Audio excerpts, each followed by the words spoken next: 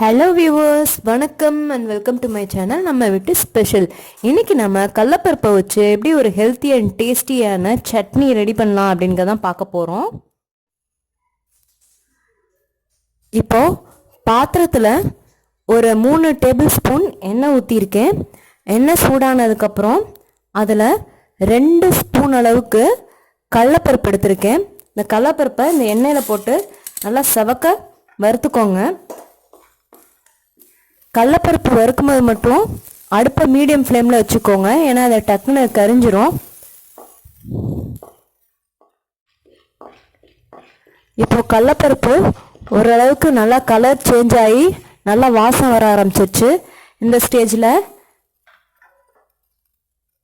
நம்ம வெங்காயம் ஆட் பண்ணிக்கலாம். நான் இன்னைக்கு ஒரு மீடியம் சைஸ் வெங்காயத்தை கட் பண்ணி வச்சுருக்கேன், அதையும் சேர்த்துக்கோங்க.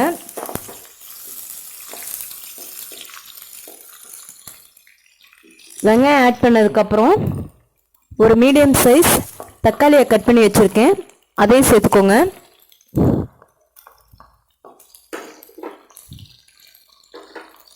இந்த வெங்காயம் தக்காளிலாம் நல்லா எண்ணெயிலே வறுக்கணும்.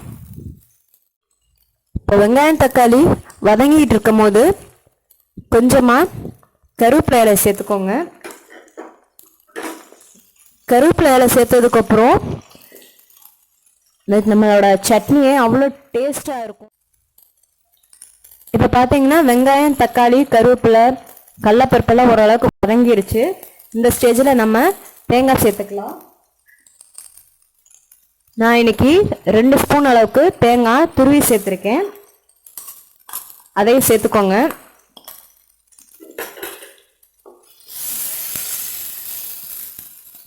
தேங்காய் ரொம்ப கலர் சேஞ்ச் ஆகணும் அப்படின்னா இல்லை, லைட்டாக எண்ணெயில் வதங்கினா போதும்.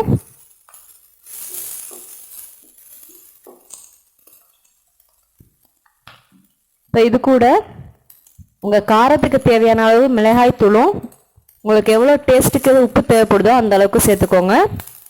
ஸோ உப்பு மிளகாய் தூளும் நான் இன்னைக்கு அரை ஸ்பூன் எடுத்திருக்கேன். அதையும் நம்ம இந்த வெங்காயம் தக்காளி வதக்கும் போதே சேர்த்து எண்ணெயிலையும் வதக்கிக்கோங்க.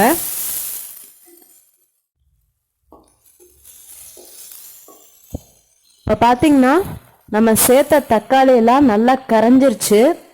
அதாவது அந்த பீஸாக போட்டதெல்லாம் நல்லா மசிகிற ஸ்டேஜுக்கு நல்லா வதக்கியாச்சு. இப்போ இதை அடுப்பை ஆஃப் பண்ணிடலாம். இது நல்லா ஆறணும். இப்போ நம்ம வதக்கி வச்சுருக்க இந்த சட்னியெல்லாம் நல்லா ஆறிடுச்சு. இதை நம்ம மிக்ஸி ஜாருக்கு ட்ரான்ஸ்ஃபர் பண்ணிடலாம்.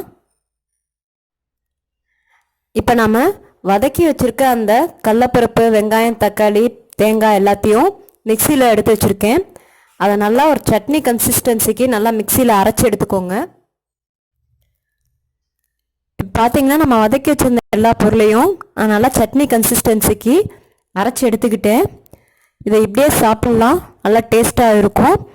நீங்கள் விருப்பப்பட்டீங்கன்னா இது கூட கடுகு உளுந்தம்பருப்பு கருவேப்பிலை இதெல்லாம் போட்டு தாளிச்சும் சாப்பிட்லாம். அவ்வளோதாங்க, நம்மளோட ஹெல்த்தி அண்ட் டேஸ்டியான கடலப்பருப்பு சட்னி ரெடி ஆயிடுச்சு. உங்களுக்கு இந்த வீடியோ பிடிச்சிருந்தா லைக் பண்ணுங்கள், ஷேர் பண்ணுங்கள். நீங்கள் நம்ம சேனலை இப்போ தான் ஃபஸ்ட் டைம் பார்க்குறீங்க அப்படின்னா மறக்காமல் நம்ம சேனலை சப்ஸ்கிரைப் பண்ணுங்கள். நன்றி, வணக்கம்.